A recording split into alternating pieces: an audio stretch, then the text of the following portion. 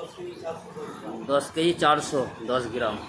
Hello guys, দেখতে পাচ্ছেন আজকে 10 কেজি 410 গ্রাম টাকা নিয়ে ঘুরে বেড়াচ্ছি।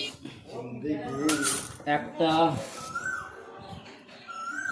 দুটো, তিনটে,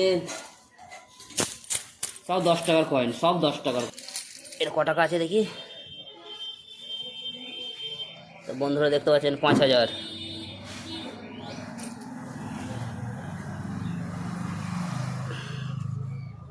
এটাও 5000, 3000,